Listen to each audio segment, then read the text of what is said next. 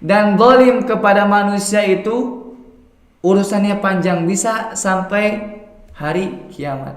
Kenapa? Karena itu hak manusia, hak Allah Subhanahu wa taala.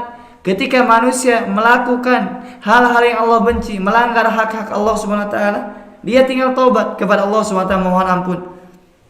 Maka jika dia bertaubat dengan taubat nasuha, Allah akan terima. Adapun jika seorang zalim kepada manusia, kepada saudaranya yang lain, maka taubat kepada Allah saja tidak cukup. Harus meminta kerelaan kepada orang yang ia zalimi. Jika misalkan perkaranya tidak beres di dunia ini, maka bisa ditarik ke lapi. Orang yang mencuri misalkan, jika dia tidak meminta kehalalan kepada orang yang dicuri, atau misalkan dia tidak mengembalikan, tidak berusaha untuk mencari dan mengembalikan barang tersebut, maka kelak di akhirat pasti dituntut. Pasti. Jika memang orang yang dicuri tadi tidak ridho, tidak memaafkan, maka kelak di akhirat akan dituntut. Dan di akhirat itu tidak ada yang namanya harta. Di akhirat itu tidak ada yang namanya harta. Yang ada hanyalah pahala dan dosa. Ketika seorang misalkan berbuat zalim di dunia ini, kemudian sampai ke akhirat, maka kebaikan yang ia lakukan di dunia ini akan diambil oleh orang yang ia zalimi.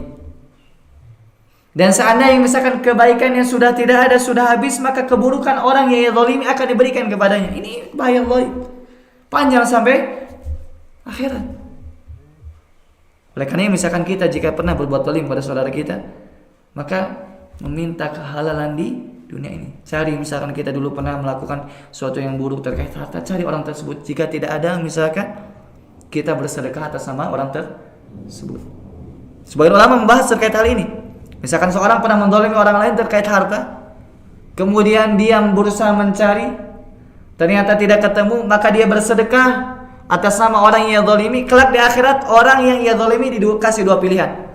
Pertama, dia mengambil sedekah tersebut, yakni pahalanya untuk dia, atau yang kedua, dia tidak mau. Maka sedekah tersebut untuk orang yang menzalimi, dan kelak misalkan orang yang zalimi akan mengambil pahala tetap. Subhanallah, saking adilnya Allah Subhanahu wa taala. Tidak ada yang Allah zalimi sama sekali. Bahkan di antara keadilan Allah Subhanahu wa taala, orang yang di dalam neraka, penghuni neraka, jika ada hak dari penghuni surga akan Allah adili. Subhanallah. Ini keadilan Allah Subhanahu wa taala. Bahkan apa yang namanya jangankan manusia, hewan pun akan Allah adili. Orang atau domba yang pernah menanduk domba lain, Allah akan adili. Tapi kalau mereka domba itu perkaranya jelas, kalau sudah dikisos oleh Allah, diputuskan perkaranya di akhirat, sudah mereka menjadi debu. Adapun manusia apa perkaranya panjang, imma surga imma neraka sudah.